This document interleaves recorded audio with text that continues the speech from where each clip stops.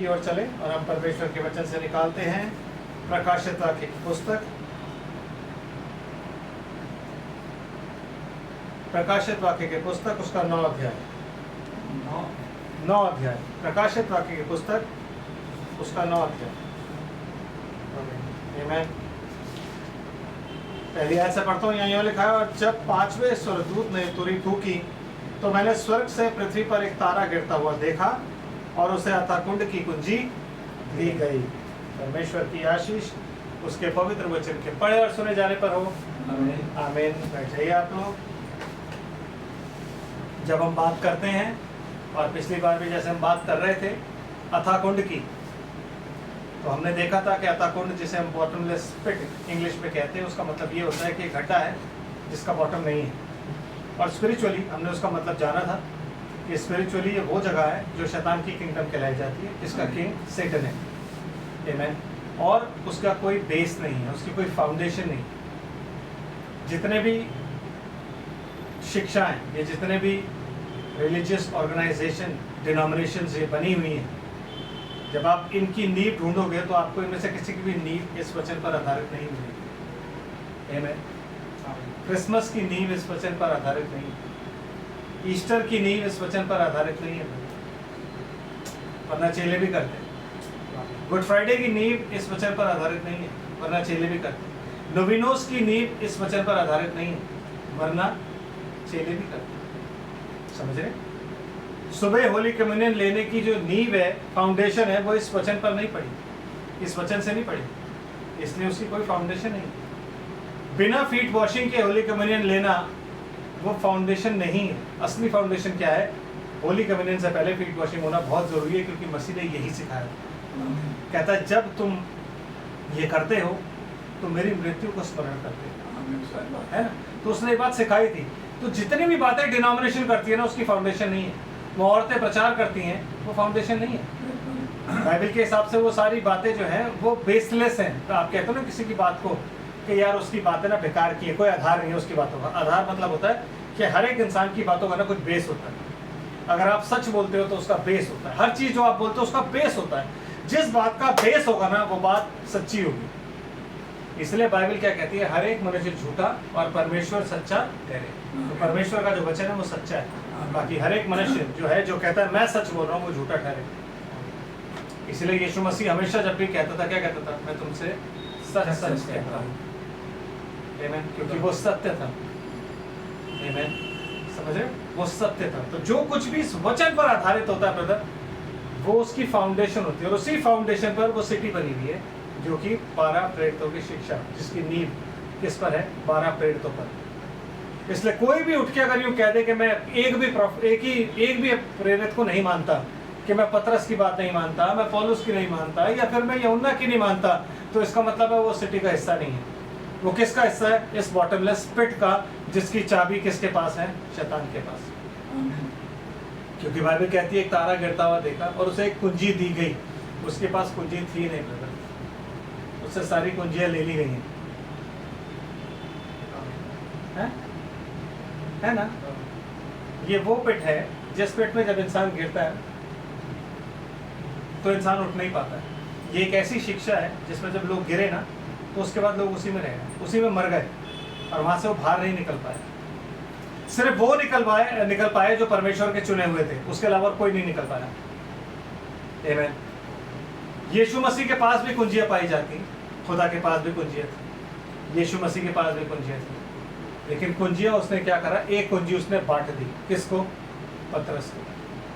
उसी पतरस को जिसने खड़े होकर बोला था कि तुम यीशु मसीह के नाम में बपतिस्मा लो, तब तुम पवित्र आत्मा का दान पाओगे। ब्रदर पढ़िए जरा, मत्ती की इंजील निकालते हैं, कहाँ कुंजी बांटी गई है, जरा देखिए थोड़ा सा। आमीन। 16 अध्याय निकालिए, मत्ती 16 और उसकी 13 आयत पढ़, 13 आयत से। मत्ती 16 13 आयत। Yes brother.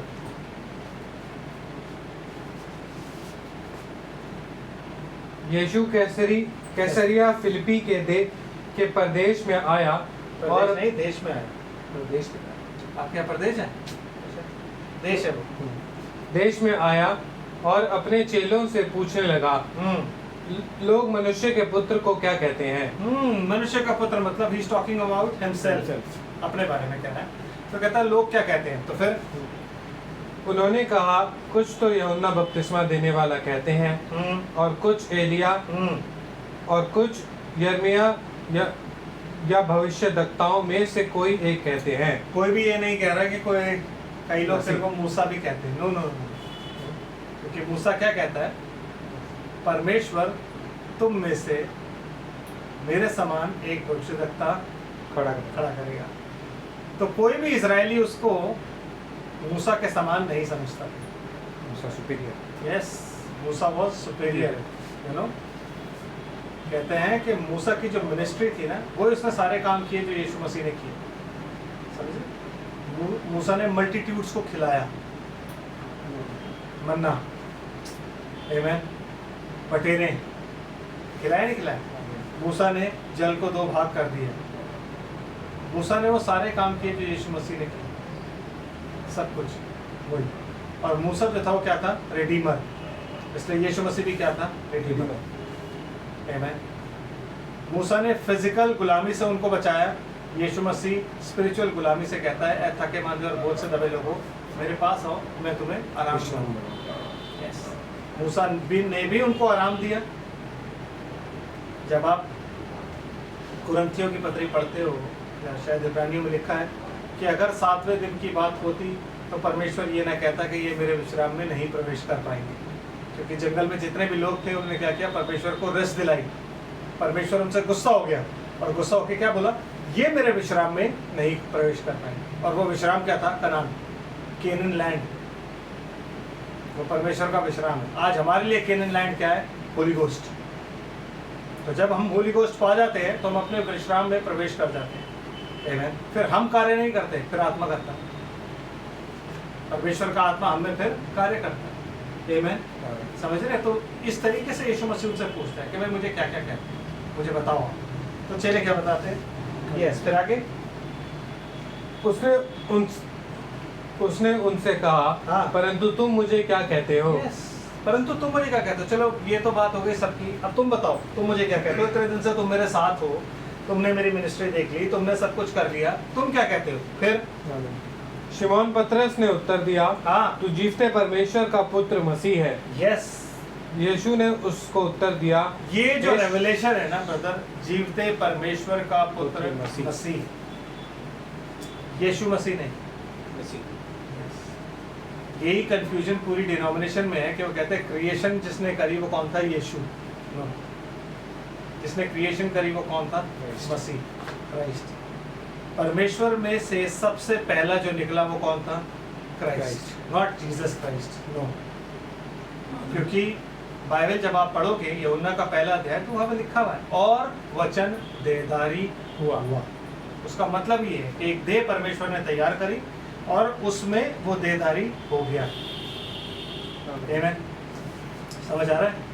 तो क्राइस्ट जो है, जब यीशु मसीह ने बपतिस्मा लिया और बपतिस्मा लेके जब वो ऊपर आया और आत्मा फाख्ता किनाई उसके अंदर उतर गया, तो he became anointed, he became Christ. Christ का मतलब क्या होता है, अनॉइंटेड। मसीहा का मतलब क्या होता है, द अनॉइंटेड वन, है ना। मसीहा का मतलब क्या होता है, और डिनोमिनेशंस क्या कहती है, मसीहा का मतलब क्या होता है, यस, जो हमारे लिए अपनी जान दे वो मसीहा है।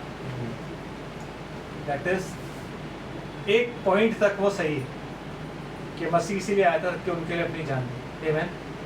पर मुझे आप एक बात बताओ, फिर इजराइलियों ने उस पर यकीन क्यों नहीं किया। इजराइलियों ने क्यों समझा कि मसीह जब आएगा तो वो रोमन से लड़ेगा और लड़के हमें छुटकारा देगा। For Jews, amen, for Jews. तो मसीहा का मतलब क्या होता है, द अनॉइंटेड वन। यस, ये बात सच है कि वो अपनी जान देके अपने लोगों को छुड़ाएगा, लेकिन एक्चुअल मीनिंग मसीहा का या मसीह का मतलब होता है अनॉइंटेड वन, मसा किया हुआ।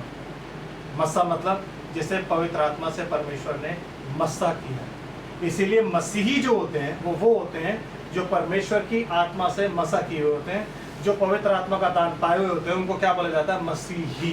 इसीलिए ब्रदर ब्रनम जब मीटिंग में होते थे तो कई बार लोगों से पूछते थे कि यहाँ पे कितने क्रिश्चियंस हैं, तो सारे ही हाथ उठा देते थे, कहते नो नो नो, मैं आपसे ये नहीं पूछ रहा हूँ कि आप में से कौन कौन रिलीजियस क्रिश्चियंस हो, मैं पूछ रहा हूँ यहाँ पे कौन कौन ऐसा है जो बॉर्न अगेन है, क्योंकि जो ट्रू क्रिश्चियन है वो बॉर्न अगेन होता है, नया जन्म प्राप्त किया हुआ, वो कौन कौन है। तब थोड़े लोग हाथ उठाते थे, कहते ओके आप समझ आ गए। तो हर एक क्रिश्चियन, हर एक मसीह जब आप कहते हो तो उसका मतलब होता है कि परमेश्वर की आत्मा से वो मसा किया हुआ, अनॉइंट किया हुआ है। समझ आ रहा है? यस, पढ़िए। यीशु ने उसको उत्तर दिया, हे शिमोन योना के पुत्र, तू धन्य है, तू धन्य है, यू आर ब्लेसेड। आमीन। और तेरी ब्लेसेडनेस इसलिए है कि तूने क्या किया है, क्योंकि मांस और लहू ने नहीं, परंतु मेरे पिता ने जो स्वर्ग में है यह बात तुझ पर प्रकट की है। ये बात तुझ पर प्रकट की है, इसलिए तू धन्य है। अगर तू पढ़ा लिखा होता ना तो धन्य नहीं होता। आमीन। आमीन। कि अगर तू पढ़ा लिखा होता तो धन्य नहीं होता, लेकिन तू धन्य क्यों है? क्योंकि ये बात तुझ पर मांस और लहू ने नहीं। इसीलिए जो परमेश्वर का वचन है वो रेवलेशन है, और वो आप पर सिर्फ खुदा ही रिवील करता है। कोई भी कॉलेज, कोई भी डिग्री, कोई भी चीज आप पर रिवील नहीं कर सकती। आमीन। वो अपना वचन रिवील करता है उन पर जो उसके भक्त होते हैं, जो उसके डरवैये होते हैं, आमीन। जो सीधे मन वाले होते हैं। नीति वचन पढ़ो, उसमें लिखा हुआ है वो अपना वचन सीधे मन वालों पर प्रकट करता है। आमीन। जो उसकी तलवार को छल के साथ नहीं चलाते, उन पर प्रकट करता है। आमीन। तो जब उसने ये बात बोली और यीशु मसीह का कहता, तू धन्य है कि तूने कहीं कॉलेज में या कई फरीसियों से या सदूकियों से या शास्त्रियों से कहीं से नहीं सीखी, लेकिन मेरे जीवते मेरे पिता ने जो स्वर्ग में है तुझ पर यह बात प्रकट की है। आमीन। इसीलिए जिनके पास रेवलेशन आता है वो सारे के सारे क्या है? ब्लेसेड। आमीन। फिर ब्रदर क्या होता है? और मैं भी तुझसे कहता हूँ कि तू पतरस है, हाँ और मैं इस पत्थर पर अपनी कलीसिया बनाऊंगा। ब्रदर, जो टीचिंग है डिनोमिनेशनल या रोमन कैथलिक की टीचिंग, वो ये कहती है कि चर्च की फाउंडेशन पीटर पर है, because he was the he was the stone. क्योंकि जब पेट्रोस बोलते हैं, जब पतरस बोलते हैं तो कहता है तू पतरस है, तू पतरस है और मैं इस पत्थर पर, तुझ पर नहीं, इस रेवलेशन पर। यस, कोई नहीं कहता मैं तुझ पर अपनी कलीसिया बनाऊंगा। तो कोई भी कलीसिया की फाउंडेशन पतरस नहीं है ब्रदर, लेकिन कलीसिया की फाउंडेशन क्या है? इस रेवलेशन पर। रेवलेशन क्या? कि तू जीवते परमेश्वर का पुत्र मसीह है। इसीलिए वो क्या कहता है? अनंत जीवन क्या है? कि वह तुझ अद्वैत परमेश्वर को और यीशु मसीह को जिसे तूने भेजा है जाने। इसलिए the most important thing is कि आप, उस टाइम के लोग भी पवित्र शास्त्र पढ़ते थे, स्क्रिप्चर्स पढ़ते थे, ओल्ड टेस्टमेंट के स्क्रिप्चर्स सुनते थे, पढ़ते थे। कहता तुम पूरे दिन ये पढ़ते हो, तुम ये पढ़ते रहते हो क्योंकि सोचते हो कि अनंत जीवन इसमें मिलता है। ये मेरी ही बातें कहता है। तो अगर आप इसको, बाइबल को पढ़े जा रहे हो, लेकिन आपका कोई पर्सनल रिलेशनशिप, आप यीशु मसीह को जान नहीं रहे हो, परमेश्वर को नहीं जान रहे हो, उसके हृदय को नहीं जान रहे हो, उसके माइंड को नहीं जान रहे हो, तो ब्रदर आपका क्या रिलेशनशिप है? आप कैसे कह सकते हो तुम्हें बचूंगा? You must know the mind of God, how God works, how He talks, how He reveals. Amen. वो काम कैसे करता है, वो बात कैसे करता है, वो रिवील कैसे करता है, ये आपको पता होना चाहिए। सिर्फ ये कह देने से कि भाई हमारे पास तो नबी का संदेश, हमारे पास तो रेवलेशन है और बाकी हमारे पास कोई, हम चिन्ह और अद्भुत कामों के पीछे मत पड़ो, चिन्ह और अद्भुत कामों के पीछे मत पड़ो। आप बेवकूफ बना रहे हो लोगों को ये कह के। क्यों? क्योंकि बाइबल में लिखा है चिन्ह और अद्भुत काम तुम्हें फॉलो करेंगे। यस, कोई ऐसी मिनिस्ट्री नहीं है जिसमें चिन्ह और अद्भुत काम ना हो, होने ही है। और चिन्ह और अद्भुत काम का मतलब ये नहीं है कि खड़े होकर मैंने यहाँ पे दुआएं करनी शुरू करी, लोग गिर गए, कैंसर ठीक है। नो, चिन्ह और अद्भुत काम का मतलब होता है जब ट्रू वर्ड आपके अंदर से निकलता है ना ब्रदर, तो वो हीलिंग भी लाता है। बिकॉज खुदा बाइबल में कहता है, वचन में लिखा है, I sent my word and I healed your disease. मैंने अपने वचन को भेजा और तुम्हें चंगा किया है। तो चंगा करने वाला कौन है? वचन। यीशु मसीह के बारे में क्या लिखा जाता है कि उसने अपने वचन से उनको चंगा किया। आमीन। इस वचन में हीलिंग पावर है। तो अगर इस वचन का रेवलेशन आपके अंदर है, रेवलेशन आप प्रीच कर रहे हो, तो वो अपनी पावर से लोगों को हील करेगा। आमीन। समझ रहे हो आप बात को? अगर आपके अंदर आत्मा है तो that means you have life, ठीक है? तो जब आपके अंदर लाइफ है तो अगर कोई आपको टच भी कर रहा है और वो इंसान अगर बीमार है और आप में अगर इतनी लाइफ पाई जाती है कि वो भरपूरी से भरी हुई है, तो जो टच करेगा वो चंगा हो जाएगा। यही वजह है पतरस और पौलुस को जो भी छूता था वो चंगा हो जाता है। यही वजह है कि उसमें लाइफ इस कदर भरी हुई थी कि जब वो रोड से चलते थे ना, परछाई पे लिटाते थे लोगों को और वो चंगे हो जाते थे। आप और मैं, हमारी डार्कनेस से कोई चंगा नहीं हो सकता, पतरस की डार्कनेस से चंगे हो गए। परछाई जानते हो आप? परछाई हमारा डार्क पार्ट होता है, जब लाइट हम पर पड़ती है वो उससे भी चंगे हो जाते हैं। क्या अनॉइंटिंग थी उसकी? वो अनॉइंटिंग हमें आज चाहिए, वो अनॉइंटिंग हमें आज चाहिए कि आज हम प्रभु में इतना घुल जाएं, इतना मिल जाएं कि जो हमें छुए ना वो भी चंगा। हमारी लाइफ ऐसी हो कि हम जिसके साथ मिले ना वो रिवाइव हो जाए। आमेन। समझ आ रहा है?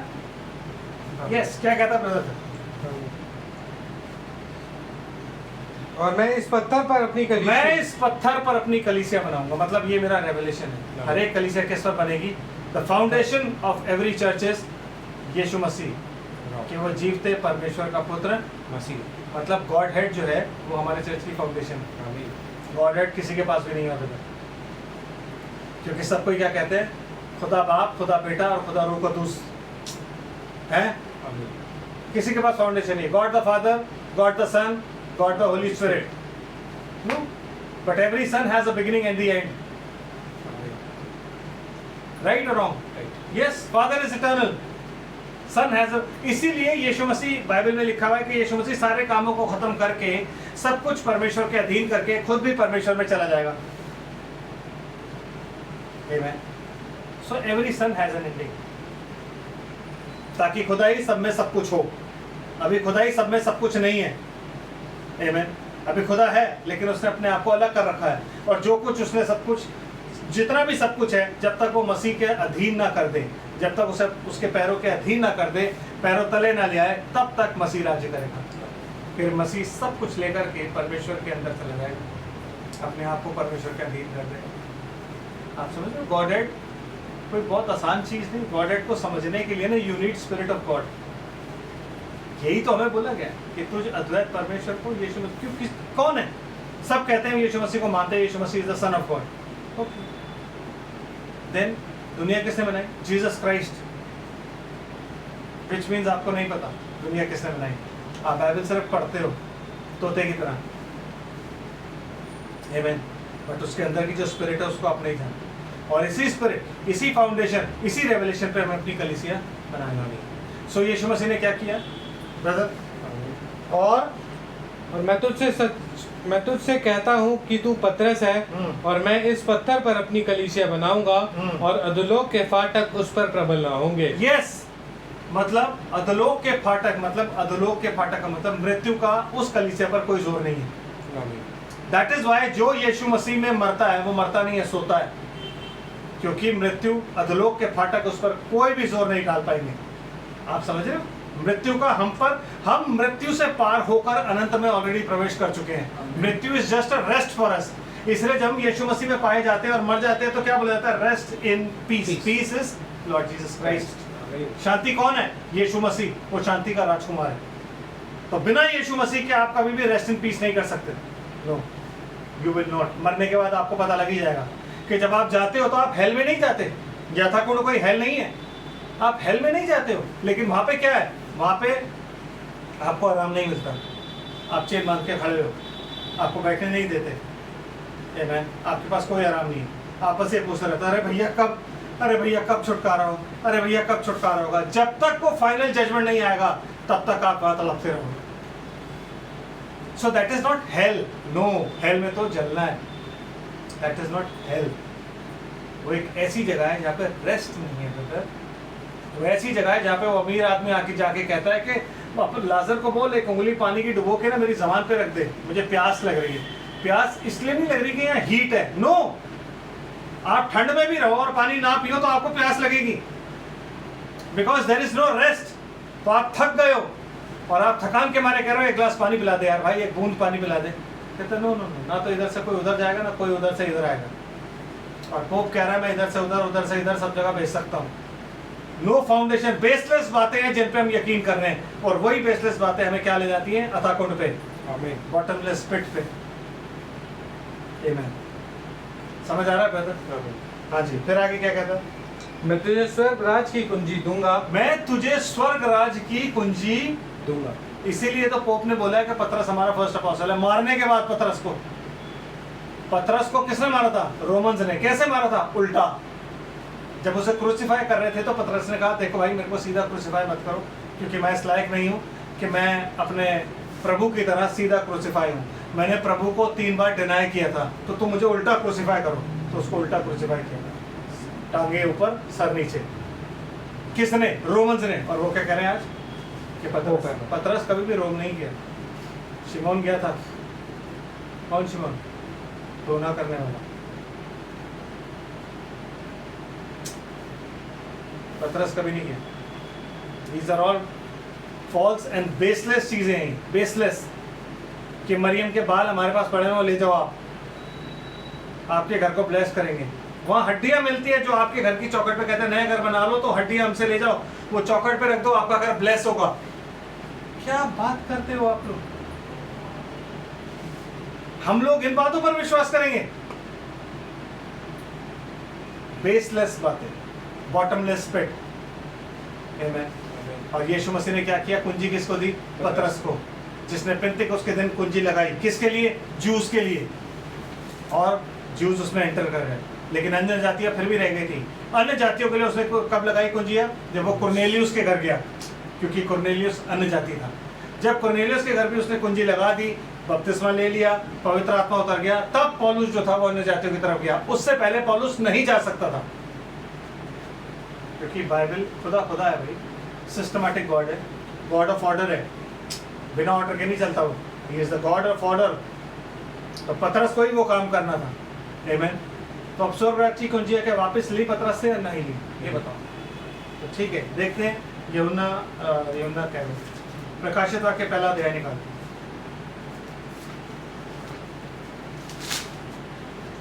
प्रकाशित वाक्य पहला अध्याय, और ब्रदर हम पढ़ते हैं उसकी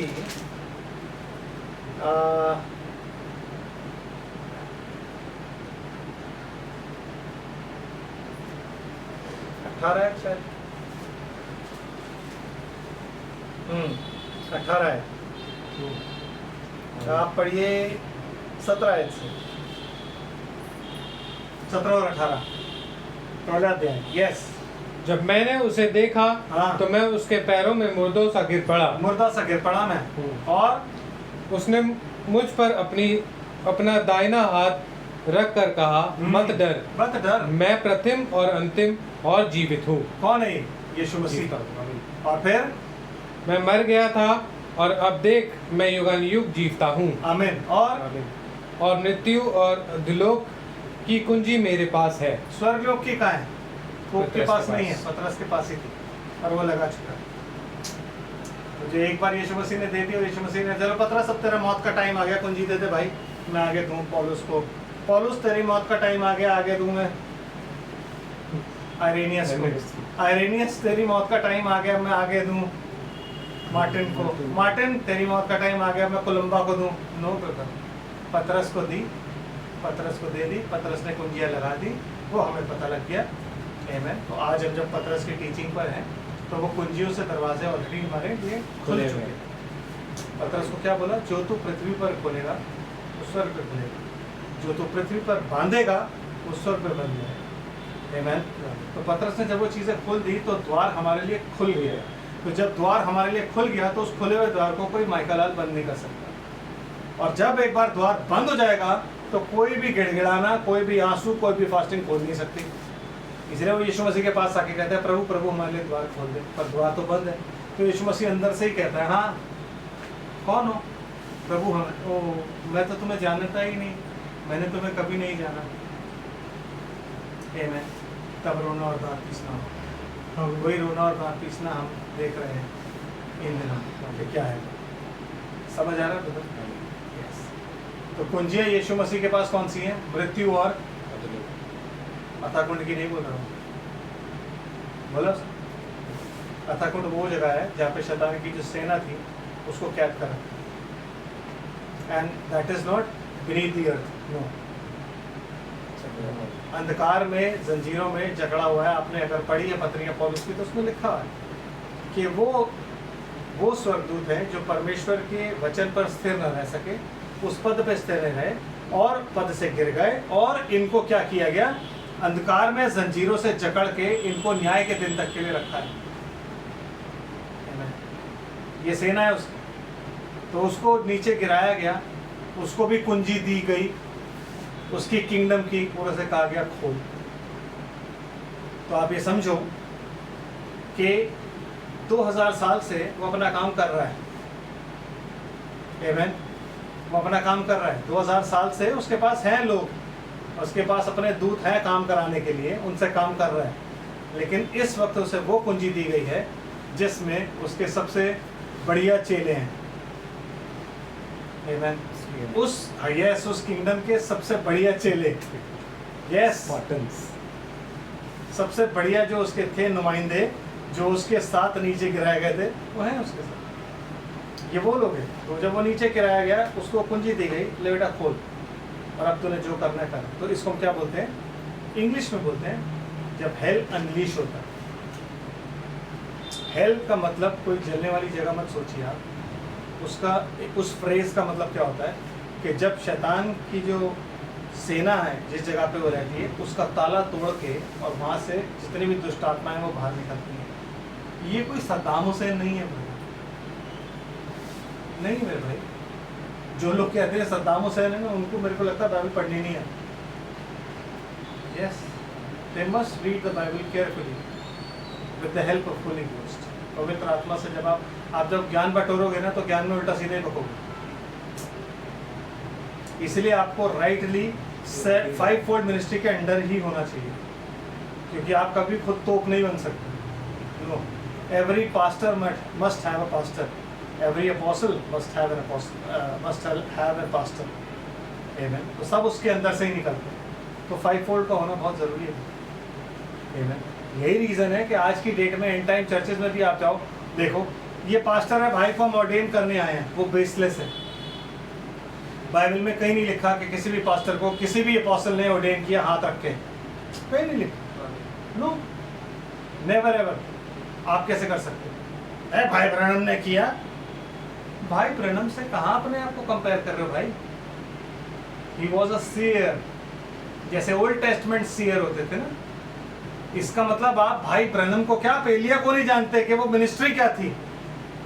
तो वो ऑर्डेन कर रहा है अगर, आमीन, तो उसके ऑर्डिनेशन को आप अपने ऊपर कहाँ ले रहे हो? आप अपने आप को ब्रैनम बना रहे हो ताकि आप हाथ रखोगे और सब कुछ ठीक हो जाएगा। ब्रदर, बड़ा मुश्किल है। आमीन। इसलिए परमेश्वर की हुजूरी में बैठना चाहिए, उससे कहना चाहिए कि प्रभु मुझे समझ दे, पवित्र शास्त्र बूझने की समझ खोल, ताकि मैं समझ सकूं और वैसा लोगों को बता सकूं। क्योंकि इंसान जो बोलता है ना, उसके अनुसार ही उसका न्याय होगा। मैं भी जो अगर बोल रहा हूँ ना, मेरा भी न्याय इसके अनुसार। यही रीजन है कि बाइबल कहती है तुम में से बहुत प्रचारक ना बने। आमीन। Yes brother. प्रकाशित वाक्य 9 अध्याय क्या पढ़ा अभी हमने कि मृत्यु और अधोलोक की कुंजी यीशु मसीह के पास है। आमीन। वैसे ये कुंजी किसको दी गई? इस अतः कुंड का जो अधिकारी है उसको दी गई, एक तारे को दी गई कि भाई तू गिर रहा है, ये ले कुंजी ले और खोल। क्या करता है वो? Second verse. उसने अतः कुंड को खोला और कुंड में से बड़ी भट्टी का सा धुआं उठा, और कुंड के धुएं से सूर्य और वायु अंधकार में हो गए। ब्रदर, ये जो वो है ना, ये जो हाय है, आप समझ रहे हो ये हाय क्या है? ये हाय वो हाय है जो 7 साल के मध्य में शुरू हो, जो 70th वीक ऑफ डैनियल है उसके मध्य में शुरू होगी। 1988, 1998, 1991 में कुछ नहीं हुआ इसमें। ये उस टाइम का है, और मैं बाइबल से आपको बताता हूँ अभी कि कैसे उस टाइम का है। आमीन। जब उसको वो कुंजी दी गई तो सबसे पहली हाय जो है वो क्या है कि उसने अथाह कुंड को खोला, और उसके खोलने से ना धुआं किसको रिप्रेजेंट करता है? धुआं रिप्रेजेंट करता है ग्लोरी को। आमीन। तो शैतान की ग्लोरी क्या है? अंधकार। परमेश्वर की ग्लोरी क्या है? ज्योति। आमीन। तो सबसे पहले जब अथाह कुंड से वो धुआं निकला ना, मींस उसकी किंगडम से क्या निकलेगा? अंधकार, काला धुआं। और वो काला धुआं जब स्मोक निकली ना, उस स्मोक ने सूर्य को और चांद को अंधकार कर दिया। लिटरली नहीं ब्रदर, स्पिरिचुअली। क्योंकि सूर्य रिप्रेजेंट किसको करता है? यीशु मसीह को। चांद किसको रिप्रेजेंट करता है? His church and Israel. आमीन। तो उसने क्या किया? वो परमेश्वर के वचन को धीरे धीरे अंधकार में लेकर के आ रहा है। ये टाइम उस टाइम के अनुसार होगा जैसे आप साथ कलीसियाई कालों में डार्केस्ट एज बोलते हो ना, कुछ डार्केस्ट टाइम था जब बिल्कुल अंधेरा था, ये वैसा टाइम है। उस टाइम की शुरुआत की वार्निंग है। तो उसने क्या किया? सूर्य और चांद अंधियारा हो गया। लिटरल नहीं है, नो माय ब्रदर, लिटरल नहीं है, ये स्पिरिचुअल है। कि ज्योति नहीं है। यीशु मसीह कहता है जो दिन में चलता है ठोकर नहीं खाता। क्यों? जगत की ज्योति देखता है, लेकिन जो रात को चलता है ठोकर खाता है। क्यों? क्योंकि उसमें ज्योति नहीं, उजियाला नहीं। तो क्या कर रहा है? धीरे धीरे उस तमाम प्रचार पर जो मूसा और एलिया ने किया, और उस तमाम फुलिश वर्जन्स के प्रचार पर जो वो कर रही हैं, अंधेरा डाल रहा है। मतलब वर्ल्ड को धीरे धीरे अपने कंट्रोल में ले रहा है ब्रदर। आमीन। समझ रहे हैं? और फिर क्या करता है कंट्रोल में लेके? और धुएं में से पृथ्वी और उस धुएं में से पृथ्वी पर टिड्डियां निकली और उन्हें पृथ्वी के बिच्छुओं की सी शक्ति दी गई। अब सब ये क्या सोचते हैं? ये वॉर के वेपन्स हैं, ये है, ये वो है। लेकिन आप उसको गौर से पढ़िए तो सही क्या लिखा हुआ है। ब्रदर क्या लिखा है? थोड़ा सा आगे चलते हैं, फिर एक्सप्लेन करता हूँ। यस। हाँ। और उनसे कहा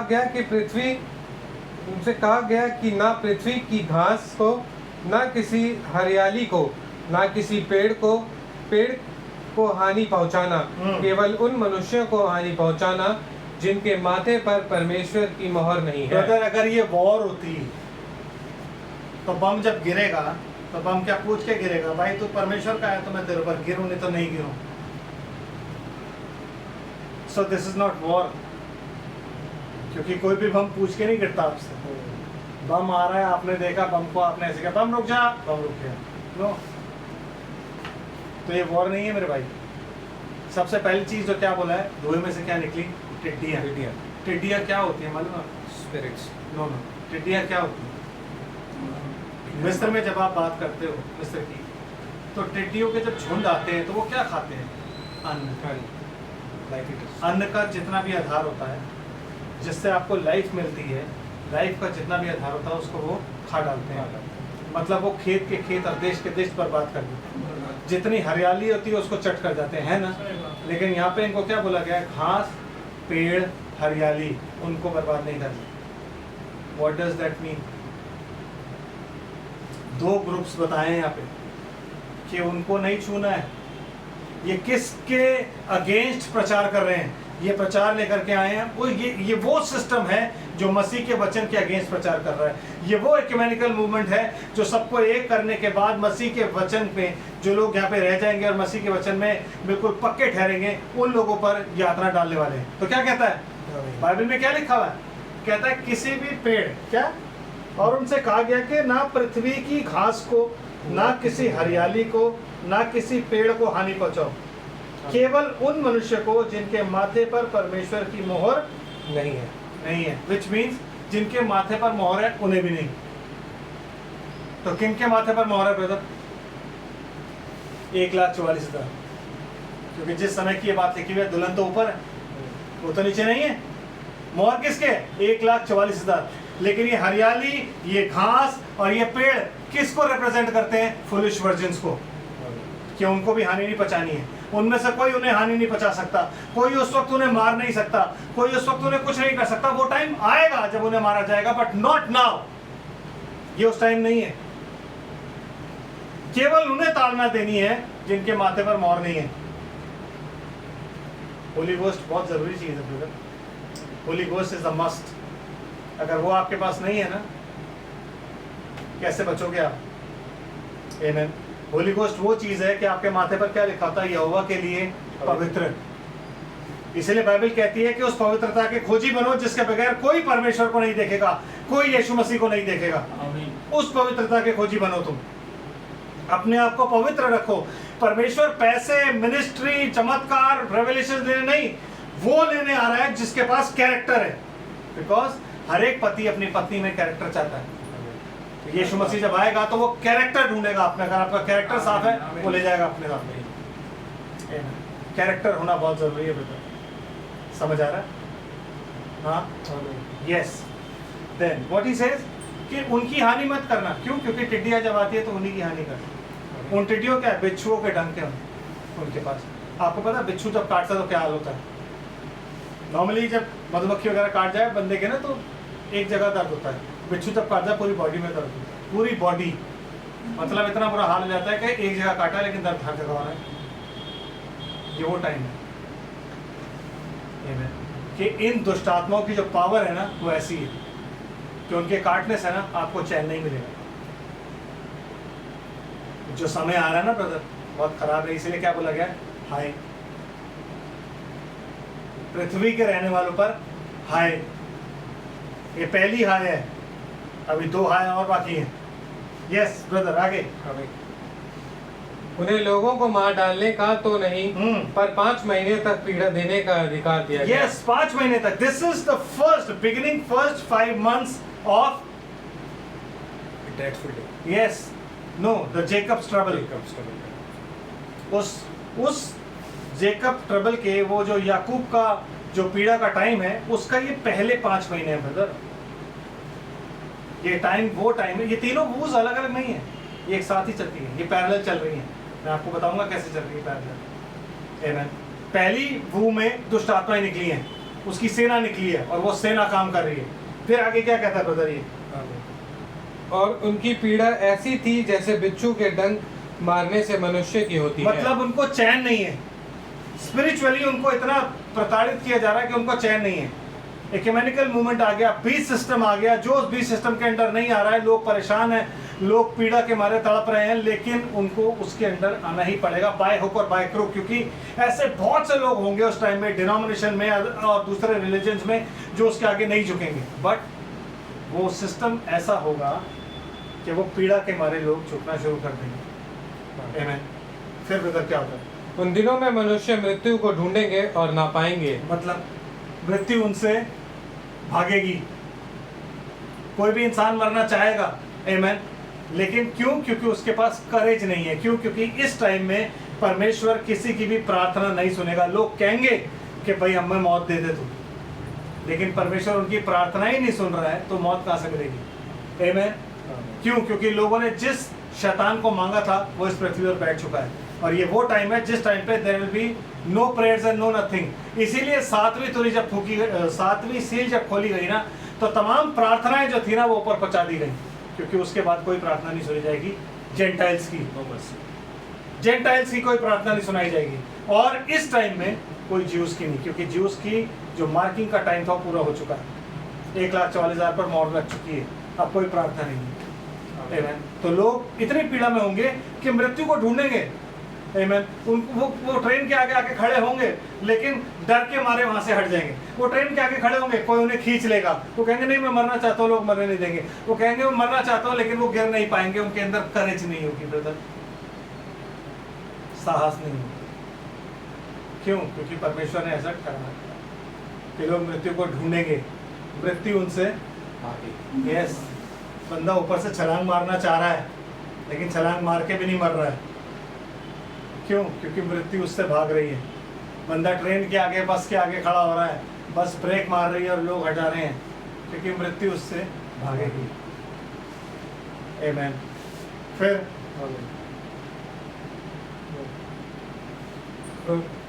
और मरने की लालसा करेंगे और मृत्यु उनसे भागेगी। Yes brother. उन टिड्डियों के आकार लड़ाई के लिए तैयार किए हुए घोड़े जैसे थे। मतलब घोड़े का मतलब क्या होता है? पावर, सामर्थ, वो सामर्थ उनको दी गई थी। और उनके सिरों उनके सिरों पर मानो सोने के मुकुट थे। मतलब ये सोने के मुकुट किसको दर्शाते हैं? कि मतलब आपको पता है शैतान ने जब अपनी कलीसिया बनाई थी तो उसने सबसे पहले सबको क्या दिया था? प्रतिष्ठा। समझ आ रहा? ये वो प्रतिष्ठित लोग हैं, ये वो प्रतिष्ठित स्पिरिट्स हैं जो हर एक बड़े इंसान में जिससे प्रतिष्ठा चाहिए होती है ना, जिसे वो ताज पहनना होता है, बिशप का, पोप का, कार्डिनल का, वो ताज उन्हें कहाँ से मिल गया? मैंने आपको पहले भी बताया था कि यीशु मसीह के सर पे ताज नहीं है, इन्हें ताज कहाँ से मिला? ये ताज दे रहा है, सोने का ताज। आमीन। क्यों? क्योंकि ये इसके किंगडम के लोग। ये दिखाना चाहता है कि ये वर्ड ऑफ गॉड में पाए जाते हैं बिकॉज गोल्ड है, but it's a fake gold. आमीन। तो उनके पास ताज भी है, क्योंकि ये ताज पहली सील जब खुली तो क्या बोलता है? उसे ताज दिया गया, क्राउनिंग उसकी हुई। आमीन। समझ आ रहा है? तो यही ताज इनको दिए गए। ये ताज क्या है? आज जितने भी लोग बैठे हैं डिनोमिनेशन में, आप देख लो सबके पास ताज है। तो इनकी क्राउनिंग है भाई। किसने करी है? उसने करी। तो कहता है मैं तुम्हें प्रतिष्ठा दूंगा, मैं तुम्हारा राजदंड लोहे का ये चल रहे हैं। अभी राज आया नहीं है, मिलेनियम आया नहीं है, लोहे का राजदंड इनके पास पहले ही आ गया। कहाँ से आया ब्रदर? वो सब उसने दिया है, अताकुंड के अधिकारी ने। और क्या कहता है? और उनके मुंह मनुष्य के जैसे थे। हाँ जी। उनके बाल उनके मुंह किनकी तरह थे? मनुष्य। मतलब when they talk ना तो लगता था भाई मनुष्य ही है। नो नो, स्पिरिट तो नहीं हो सकती, मनुष्य है। इसलिए क्या कहता है यूहन्ना? हर एक आत्मा की प्रतीति ना करो, आत्मा को परखो।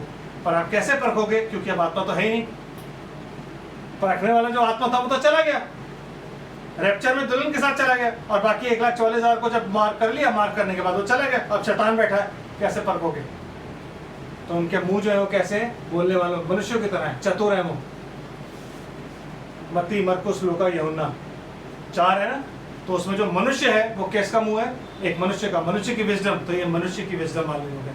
ये वो लोग हैं जो मनुष्य की विद्याओं को धर्मोपदेश करके सिखाते हैं। ये वो लोग हैं जो उस टाइम में जब एक्यूमेनिकल मूवमेंट लागू कर देंगे तो ये कहेंगे हम सब हमारे अंदर आओ। क्यों? अपनी समझ, अपनी बुद्धि से ये लोगों को बर्बाद कर देंगे। समझ आया? आगे चलते हैं। उनके मुंह मनुष्य के जैसे और उनके बाल स्त्रियों के बाल जैसे। मतलब उनके बाल स्त्रियों की तरह क्यों है? बिकॉज स्त्रियों के लिए बाल क्या होता है? शोभा। ये ग्लोरी है इनकी। मतलब खुद शैतान ने इनको क्या दिया है? ग्लोरीफाई किया है। आमीन। और ये पृथ्वी के लोगों के सामने ग्लोरीफाई हुए हैं। इसलिए यीशु मसीह क्या कहता है? मनुष्य की प्रशंसा तुम्हें परमेश्वर की प्रशंसा से ज्यादा अच्छी लगती है। हाय तुम पर जब मनुष्य तुम्हारी बड़ाई करें। आमीन। और धन्य हो तुम जब वो तुम्हारी बुराई करें, क्योंकि उन्होंने तुमसे पहले भविष्यद्वक्ताओं को भी ऐसे ही किया है। अगर वो हरे पेड़ का साथ ऐसा व्यवहार कर सकते हैं तो तुम सोचो, तुम तो सूखे पेड़ हो, तुम्हारे साथ क्या नहीं करेंगे। अगर वो मुझे ग्रहण करते हैं तो तुम्हें भी करेंगे। ये सब बातें यीशु मसीह बोल के गया है। तो ये बाल जो है ये ग्लोरी को दर्शाते हैं ब्रदर। स्त्रियों के से बाल का मतलब उनको ग्लोरीफाई किया गया है। और वो ग्लोरीफाई का मतलब है जब वो खोलेगा ताकुंड, वो जो स्पिरिट्स है वो जाके बैठेंगे तो ग्लोरीफाई किया जाएगा वहां पे, लोग बैठाए जाएंगे वहां पे। यस, जैसे मिलेनियम के टाइम में जो दुल्हन है वो बैठ के राज्य करेगी ना, उस टाइम में उसके बंदे राज करेंगे, और कोई और नहीं होंगे, डिनोमिनेशन के लोग ही होंगे। ये मैं ब्रदर। उनके दांत सींगों के दांत जैसे थे। क्यों? क्योंकि दाऊद कहता है मुझे सिंह के मुंह से बचा, कहीं वो मुझे फाड़ ना डाले। आमीन। शैतान फाड़ खाने वाले शेर की नहीं घूम रहा है कि किसको पकड़े और किसको फाड़ डाले। यस, ये सिंह के दांत हैं। ये लोगों को क्या करेंगे? स्पिरिचुअल डेथ देंगे कि किसको पकड़े किसको फाड़ डाले, किसको पकड़े किसको फाड़ डाले। आमीन। ये बाहर से भेड़ की तरह दिखते हैं लेकिन अंतर में फाड़ खाने वाले भेड़िए हैं। उनके दांत इतने पक्के हैं ब्रदर कि जब ये पकड़ लेते हैं इनकी पकड़ से कोई छूट नहीं सकता। इसलिए शेर के दांत है। शेर की जो पकड़ होती है ना दांतों की, उसके जबड़े से कोई निकल नहीं सकता बाहर। ये उस टाइम में ये हाल होगा कि ये जिसको अपने अंदर ले लेंगे ना वो फिर कभी नहीं छूट पाएगा। क्यों? क्योंकि वो बॉटमलेस पिट में चले जाएगा। वो बॉटमलेस पिट में जाके उठ नहीं सकता। तो इसलिए बड़े गौर से चलना है, हमें रैप्चर में जाना है। क्यों? क्योंकि वो आने वाली घटनाओं से बचने और मनुष्य के पुत्र के सामने खड़े होने के योग्य ठहरे। वो आने वाली घटनाओं से बचना बहुत ज़रूरी है ब्रदर, बहुत ज़रूरी है। आमीन जी। वह लोहे की सी जिलम पहने थे और उनके पंख का शब्द ऐसा था जैसे रथों और बहुत से घोड़ों का जो लड़ाई में दौड़ते हो। कौन से पंख? वो पंख नहीं जो यूं करके चलते हैं, वो पंख सामर्थ्य को दर्शाता है मेरे भाई। यस, क्योंकि जब वो स्त्री की बात लिखी उसे कहता है उसे उकाब के से 2 पंख दिए गए, तो पंख जो है वो किसको दर्शाता है? सामर्थ्य। ये इनकी सामर्थ्य है। आमीन। कि उनके पास पंख भी हैं। और क्या है उनके पास? उनकी पूंछ बिच्छू की सी थी। हाँ, और उसमें डंक थे। यस। आपको पता है जो स्कॉर्पियो होता है वो कैसा होता है? स्कॉर्पियन जो नेचर होता है वो क्या होता है? बिच्छू तो होता है, पूंछ से डंक मारता है, आपको पता नहीं लगता कब डंक मार देगा। उसकी पूंछ में डंक होता है। मतलब ये लोग वो लोग हैं जो आएंगे तो दोस्त बन के, लेकिन उनकी पूंछ में डंक होगा और वो उसे डंक मार देंगे। आप समझ रहे हो? डंक बिच्छू के मुंह में नहीं होता, नो, उसकी पूंछ में होता है, पूंछ से स्टिंग करता है। समझ आ रहा है? तो ये वो लोग हैं जो लोगों को धोखा देंगे।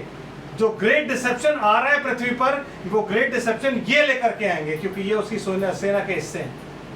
ये उसकी सेना है अतः कुंड खोलने पर जो निकलेगी।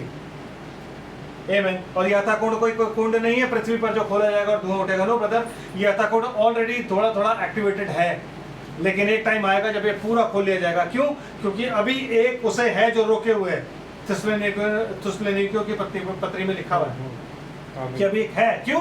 क्योंकि जब तक वो हट ना जाए, जब तक आत्मा जो दुल्हन में पाया जाता है वो दुल्हन को लेके चला ना जाए, तब तक वो रोके रहेगा।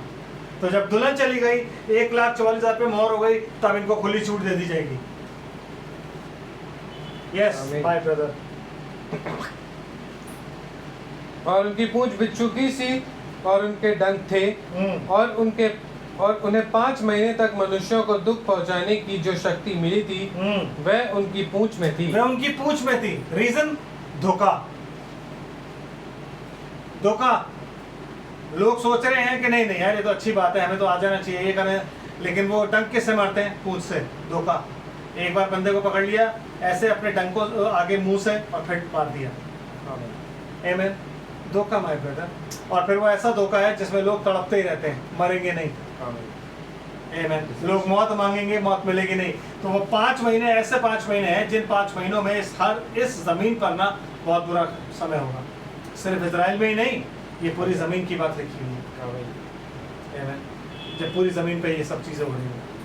आमीन। और मेरे भाई, अतः कुंड का दूत उन पर राजा तथा कुंड का दूत उन पर राजा था और उसका नाम इब्रानी में अबदोन जो नाश करता है। मतलब अबदोन का मतलब होता है डिस्ट्रॉयर, जो नाश करता है। और यूनानी में अपोलोन था। अपोलोन का मतलब होता है the one who destroys. What? जो नाश करे। क्या? लाइट। जो कुछ भी परमेश्वर का है उसको वो नाश करे। अदन से उसका यही काम था कि जो कुछ भी परमेश्वर का है वो उसको नाश करे। आमीन। और वो नाश करता हुआ ही आ रहा है।